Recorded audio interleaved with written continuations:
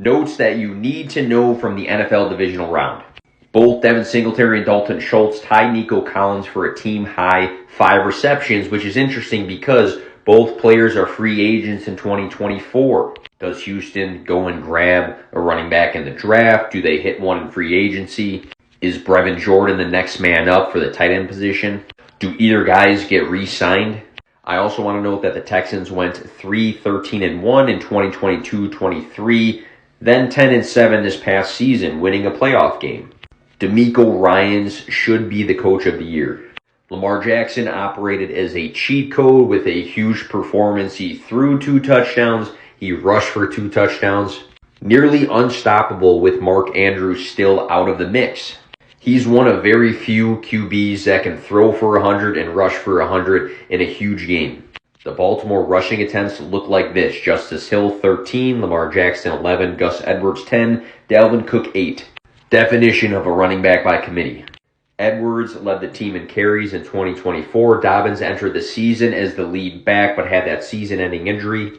Both of them are going to be free agents this coming year, which poses the question, who's going to be the running back 1 in Baltimore next season? Aaron Jones through 2 postseason games finished with 39 carries for 226 rushing yards, 3 rushing touchdowns, and 4 receptions for 21 yards. I know he's 29 years old and he missed time, but when he's been healthy, he's been balling out. He's still got it. The Green Bay wide receiver core is young and promising. The clear standout, though, in the postseason was Romeo Doubs, and it wasn't close. Through 2 games, Doubs earned 3 more targets than everyone with 12, caught 4 more passes than anyone with 10, and produced 168 more receiving yards than anyone on the roster with 234. That 234 receiving yards actually leads all players in the postseason. And this all came with a fully healthy Green Bay core. Dominant performance by Christian McCaffrey, who is clearly the combination of both the most talented running back in the league and in the best situation for a running back. 98 rushing yards, 2 rushing touchdowns, 7 catches, 24 total touches, workhorse running back. He pushed San Francisco forward. Kind of random note here, but Juwan Johnson stepped up big with Deebo Samuel getting banged up, 5 catches for 61 yards. And if you saw that replay, he went up and grabbed the ball that looked like it was 30 feet in the air. He might have just earned himself a little bit of a payday somewhere else, as he is going to be a free agent in 2024. Dre Greenlaw's performance deserves a ton of credit. 8 total tackles is one thing, but the 2 interceptions for the 49ers was huge. It changed the game. Baker Mayfield did throw 2 interceptions, but he did a ton through the air in the postseason. Through 2 games, Baker threw for 686 total yards and 6 touchdowns. I think personally he should be the NFL Comeback Player of the Year for the career year he had at Tampa Bay, who went to the playoffs and won a playoff game. The big question now is, will Tampa Bay re-sign him? Huge Mike Evans performance to cap off a great 2023 season. A lot of people doubted him coming into the year, and he balled out. Evans caught 8 passes for 147 receiving yards and a touchdown.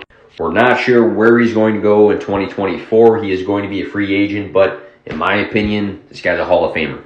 And knowing that Mike Evans may or may not be back last season, I want to note Cade Otton's playoff performance. He's a sophomore tight end that continues to grow. Otton tied Evans for a team lead 19 targets. He caught a team lead 13 passes for 154 receiving yards during these 2 games in the playoffs. And in the 2 most important games for Tampa Bay this season, in the playoffs, Otton was very important to them. Jared Goff's stat line in the divisional, 30 for 43, 287 passing yards, 2 touchdowns, 564 total passing yards through the 2 postseason games. Goff looks good, and the volume through the air is heavy.